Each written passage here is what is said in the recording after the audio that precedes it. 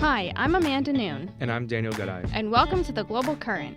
This week, we discuss France's concerns over U.S. wiretapping, Japanese photojournalism in Kyrgyzstan, the release of a Ukrainian political prisoner, and Saudi Arabia's seat on the UN Security Council.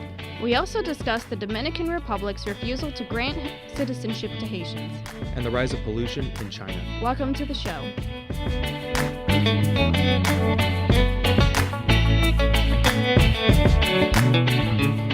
Katia Bibi updates us on the hard feelings in France concerning U.S. wiretapping.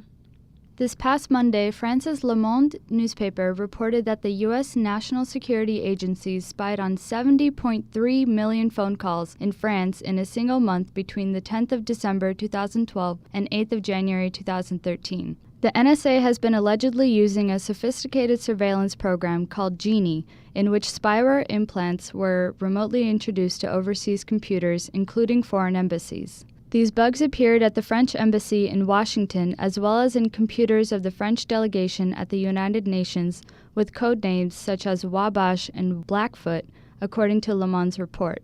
Their findings claim the NSA has been tapping digital communications in Germany and in the United Kingdom at an even greater rate than within France.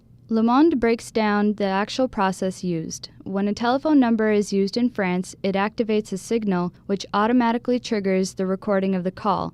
Apparently, this surveillance system also picks up SMS text messages and their content using keywords. Finally, the NSA apparently stores the history of the connections of each target, or the metadata. These details come from documents provided by former NSA contractor Edward Snowden, who has been charged in the United States with espionage and theft after he went public with documents about U.S. spying operations in June. Following Le Monde's report, the French government condemned the United States for its widespread global espionage activities. The French Foreign Ministry summoned U.S. Ambassador Charles Rifkin to Paris for consultations the same day. French Foreign Minister Laurent Fabius told reporters at an EU foreign ministers meeting that the U.S. spying was, quote, totally unacceptable. The foreign minister said we'd already been alerted in June and we reacted strongly, but obviously we need to go further. These kinds of practices between partners that violate privacy are totally unacceptable. We must ensure quickly that these practices are no longer repeated. In a phone conversation with U.S. President Barack Obama, French President François Hollande used the same language as his foreign minister, naming the NSA's actions totally unacceptable. According to a statement from the White House, Mr. Obama assured Mr. Hollande that the United States was working to balance the privacy concerns that all people share with the legitimate security concerns of American citizens. The statement also revealed that Mr. Obama made clear that, quote, the United States has begun to review the way that we gather intelligence, end quote, so as to better balance the priorities of privacy and national security.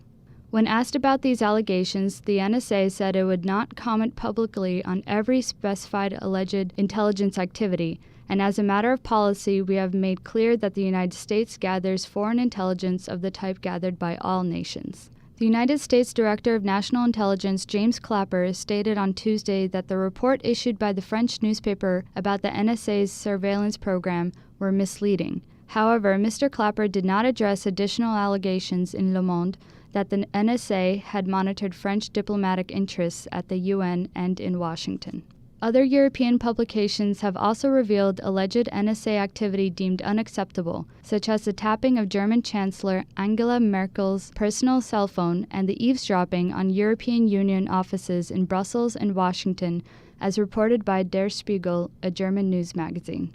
Previous disclosures about the documents leaked by Mr. Snowden had already unveiled NSA spying on other allies, including Britain and Brazil. Meanwhile, in France, both President Hollande and President Obama agreed to continue discussions on these issues through diplomatic channels. Mr. Obama acknowledged that some of the reports coming out of Europe had raised legitimate questions for our allies and friends. This is Katia Bibi for the Global Current. Staffer Shirley Moore highlights the achievement of a young Japanese photojournalist who was recognized for revealing Kyrgyzstan's abduction weddings. Noriko Hayashi, 29, a female photojournalist from Tokyo, recently became the first Japanese photographer to win the Visa d'Or Feature Award at the Visa pour l'Image Festival in Perpignan, France. Her prize-winning photos depicted women being kidnapped and forced into marriages in Kyrgyzstan. Hayashi spent 4 months in Kyrgyzstan in 2012 documenting the mysterious bride kidnappings. The Japan Times described one photo which shows a wailing 22-year-old woman who had been kidnapped by a high school teacher she met about 10 days before, being forced by one of her relatives to marry him.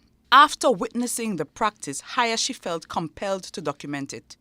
She told the Japan Times, "I wanted to express through photography the reality that I suppose would have been hard to convey with words, from the perspective of a woman around the same age." She went on to describe her desire to work to convey to the world social problems and human rights issues facing women.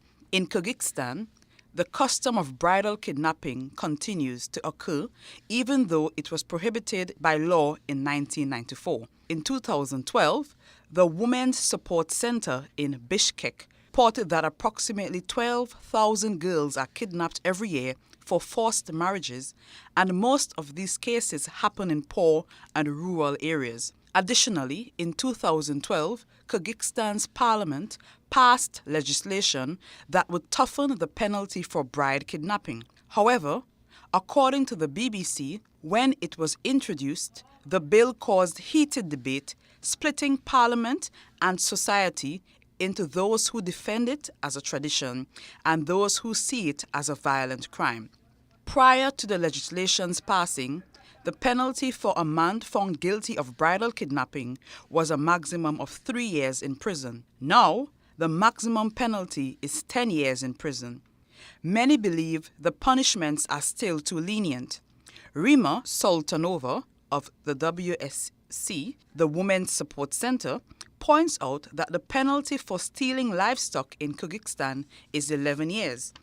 A 48-year-old resident of Bishkek told the BBC that bride kidnappings is a long-practiced tradition in Kyrgyzstan that will continue no matter the law. While debating the bill in 2012, MP Kozhevek Ruspaev fretted that increasing the punishment would put all men in Kyrgyzstan in prison.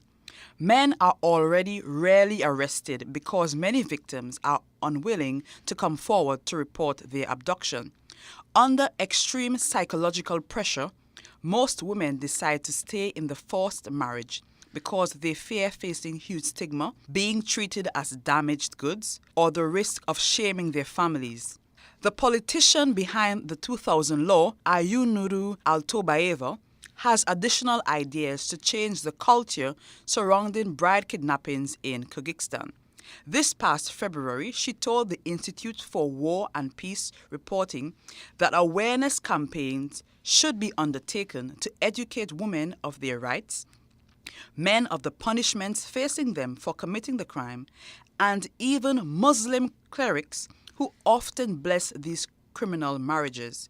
Supporters of women's rights believe that proactive measures need to be taken in order to reduce bride kidnapping.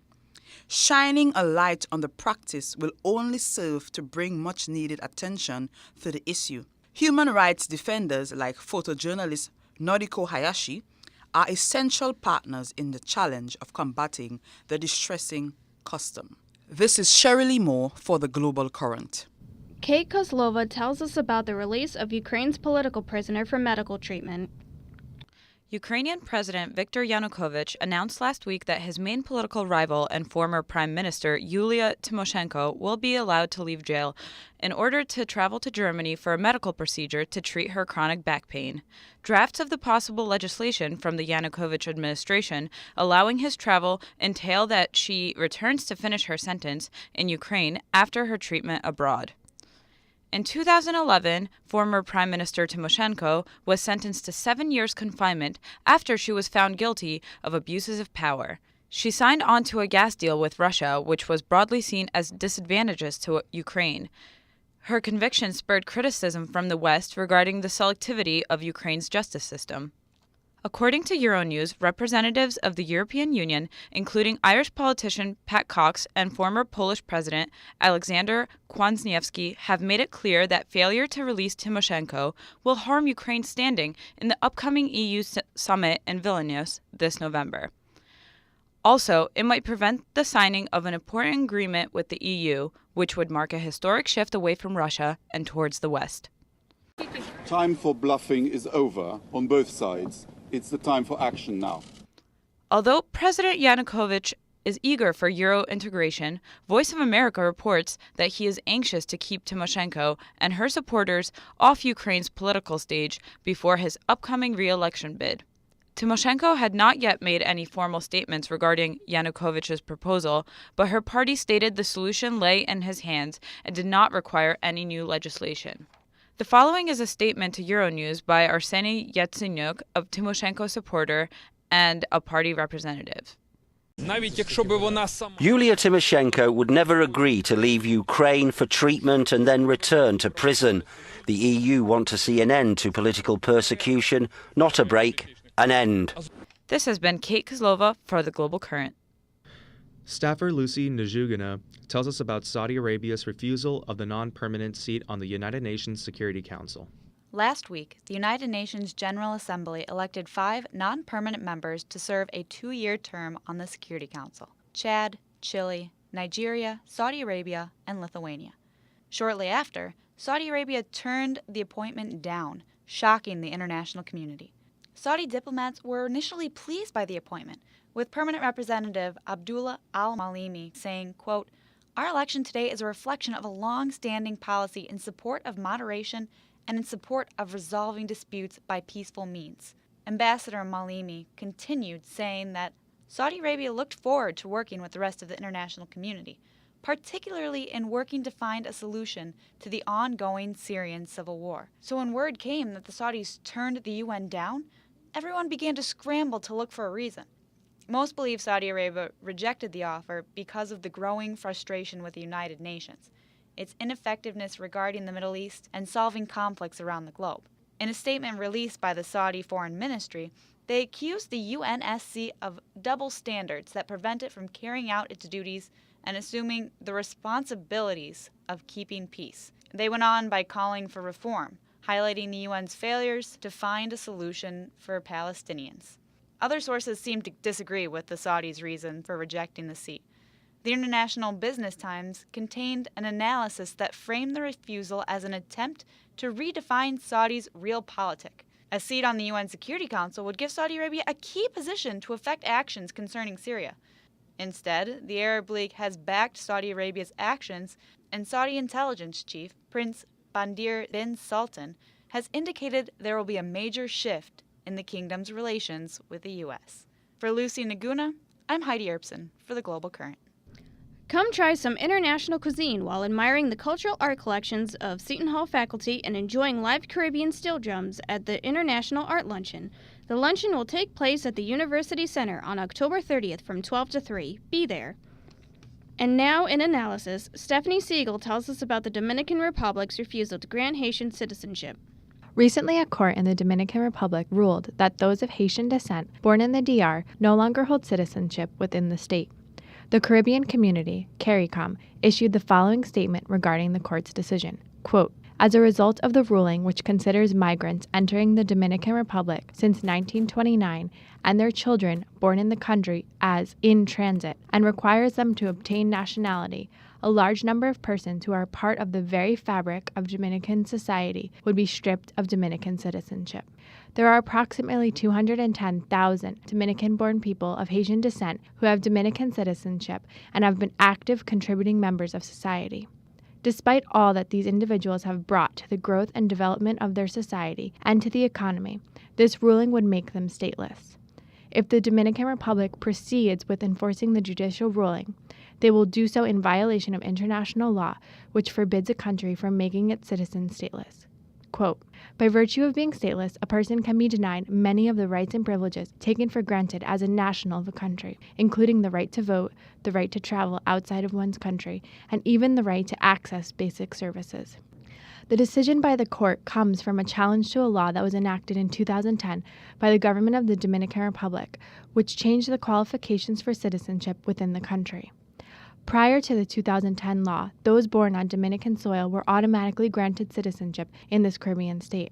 However, in 2010, quote, a new constitution stated that citizenship would be granted only to those born on Dominican soil to at least one parent of Dominican blood or whose foreign parents are legal residents. The decision, which cannot be appealed, gives the Central Electoral Board 1 year to elaborate a list of people to be excluded from citizenship, and it outlines a number of steps leading to the elaboration of a regularization plan for undocumented migrants. A former citizen of the Dominican Republic of Haitian descent challenged this legal change. Ms. Juliana de Cuispierre, the daughter of Haitian immigrants who have been living in the DR for several decades, was granted citizenship upon her birth. However, this citizenship, as well as the citizenship of her children, was revoked in accordance with the 2010 law. The legislation will leave the large Dominican Haitian population of the DR stateless. The United Nations High Commission on Refugees reports, quote, most worrying is that the tribunal requested Dominican authorities to identify similar cases of Dominicans of Haitian descent formally registered as Dominicans as far back as 1929 who would not have qualified as citizens under the tribunal's criteria. Should this process indeed be carried out without the necessary safeguards, 3 generations of Dominicans of Haitian descent could become stateless. They're saying that they're going to take your nationality away, your nationality document, to give you an immigration document as if you were foreign. Foreign in your own homeland when you've never left your country. That's how serious the situation is. Further, the Dominican Republic has a long history of discriminating against the Dominican Haitians and failing to allow this population to integrate into Dominican society. Quote, under the brutal regime of the Dominican dictator Rafael Leonis Trujillo Molina in the fall of 1937, up to 20,000 Haitians were massacred by Dominican soldiers and civilians wielding machetes, bayonets, and rifles. This genocide sought to cleanse the Dominican Republic of its Haitian population and went to such extremes that some dark-skinned Dominicans that had no Haitian ancestry were murdered in the process. The racial fear that permeated the psyche of the DR government in the late 1930s continues to influence the decisions of this state. At present, the Dominican Republic has expressed great desire to join CARICOM, the Organization of Caribbean States. Since CARICOM now wields power over the Dominican Republic, it must mandate that the DR's membership is contingent on its adherence to the requests of the Office of the United Nations High Commissioner for Human Rights, the OHCHR. The OHCHR has come against the law in the Dominican Republic that now creates a population of stateless individuals, as the UN maintains that statelessness is a human rights violation. The UN and other international organizations need to hold the DR responsible for their actions to avoid repeating the racially based cleansing that occurred in 1937. Some have even suggested divestment, such as what we saw with apartheid in South Africa, as a means to place international pressure on the Dominican government. And I think we need to think about all strategies. It is incumbent upon the international community, particularly the Americas and international organizations, to put significant pressure on the DR to come into alignment with the international law. Until the Dominican Republic complies with the UN human rights law, CARICOM needs to refuse its membership, and the United Nations must sanction the country. Additionally, the Organization of American States, a body that represents all countries in the Western Hemisphere except for Cuba, needs to discuss whether or not it should sanction the Dominican Republic on a regional level. Anything less than these measures condones the Dominican Republic's continued egregious actions against its own citizens. Stephanie Siegel, The Global Current. James Janos updates us on the rise of pollution in China and what it means for the country's future. This past Monday in the Chinese city of Harbin, hundreds of flights were canceled and schools were closed due to the heavy smog covering the city. The pollution levels in the city were far above international standards, reaching levels more than 30 times the recommended level of the World Health Organization. Chinese government officials blamed a lack of wind gusts in the city and local farmers burning crops for the smog. Although the government claims that the farmers were the cause of the smog, a more likely source are the home heating systems burning coal and factories discharging carbon dioxide. Air quality in China has been an issue for quite some time, especially since the nation has become much more industrialized over the last quarter century. An estimated 15% of the carbon emissions in China from 2009 alone were the direct result of the production of goods and services exported to Europe and the United States. The carbon dioxide emissions Chinese factories emit in order to continue the growth of their economy has resulted in a number of health issues for the citizenry. Researchers for the National Academy of Sciences have estimated that citizens living in the industrial northern parts of China will live 5.5 years less than southern inhabitants due to the heavy smog. Furthermore, in 2010, over 1 million Chinese infants died prematurely due to poor air quality conditions, according to a global burden of disease study. And the World Health Organization released a study last week declaring outdoor air pollution as the leading cause of cancer for humans. Moreover, the average Chinese citizen is unlikely to receive accurate pollution warnings due to the Chinese government's strict control over the media and information. Citizens have actually grown to rely on the U.S. embassies for accurate air quality information.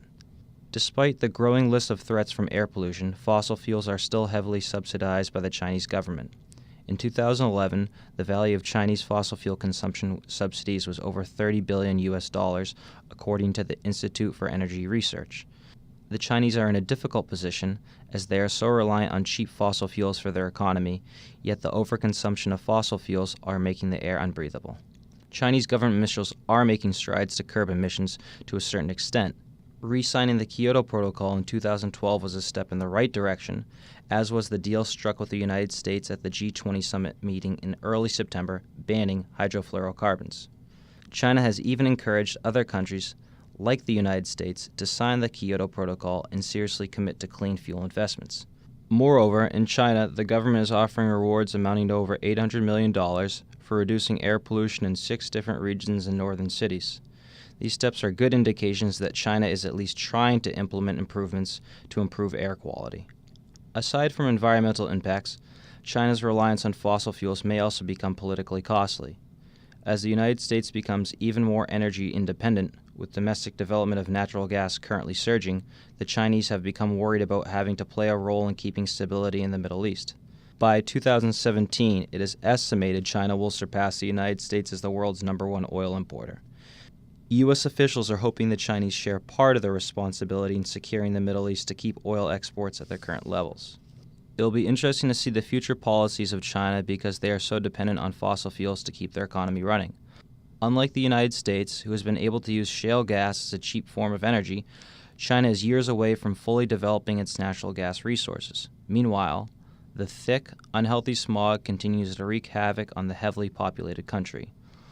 Obviously, this cannot bode well for China, with over 1 billion inhabitants breathing in the unhealthy particles on a daily basis. Even as its citizens get wealthier because of the strong economy, breathing in such polluted air will ensure that China's populace becomes sicker in the process.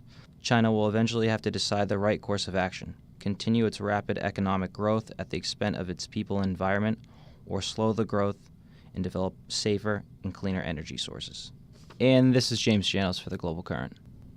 And now, Seton Hall diplomacy students Connor McDonough, Heidi Erbsen, Arjun Donde, Laura Toledo, and Bernie Lee sit down to chat about the School of Diplomacy and International Relations Gala last Thursday. This was an event to cover multiple things. One of them was to increase fundraising for the school, to recognize a world leader in American politics on foreign policy, and it provides a networking event for the students. And each time the diplomacy school has one of these galas, they recognize a world leader. And this year, the award from the diplomacy school went to Bill McSweeney. One of the big things that he spoke about in his speech that at least really hit hard with me was that choosing public service isn't always easy. But a lot of us students at the diplomacy school are looking to go in that direction. And what he really said that really wrapped it all up was, you may look back on life and not necessarily be able to count what you've done in life by what's in your pocket, but what you've made a difference in. That you helped some people and you stopped a couple of bad things. I also thought another very encouraging thing that he said was he discussed the resurgence of diplomacy as a field and effort in American foreign policy, because we've been in these wars for so long, but now that they're winding down, diplomacy is once again going to become an important part of our strategy and policy moving forward. So we're well placed to go out in the world and make a difference. But he wasn't the only speaker at the event either. We had from NPR MC David Brancaccio, who introduced everybody, and then we had former alumni from Seton Hall, actually, who graduated in 2002, who came back and gave some of his experience. So it was just an overall well-rounded experience for not only graduate students, but a lot of undergraduate students to go and see what their potential for a future in the work of diplomacy and other areas. Yes, it proved to be a very good thing for undergraduates, as it not only gave us a sense of what we could be after we graduate, but also what we should strive to be. Mr. McSweeney, former Judge Sessions, and many other of the visiting dignitaries at this event are individuals that the undergraduate class should strive to aim towards. Personally, I had a very interesting conversation with former Secretary of the Army, Togo D. West, who worked with McSweeney as well as with former Judge Sessions in many military and peacekeeping operations throughout the Cold War and throughout many presidencies. Yeah, and it was interesting to me also how McSweeney and Sessions talked about their relationship as both working in foreign service, both working in the international realm, how they had their jokes about the old cats or the nicknames they had. So it was kind of fun. They brought a lot of humor to the presentation, which a lot of time in the Diplo School I don't think we get enough of. So it was a great opportunity for students to see that their career isn't just working with all the dirty details. It's a little bit of fun, and you get to make a difference, and you get to have fun while doing it.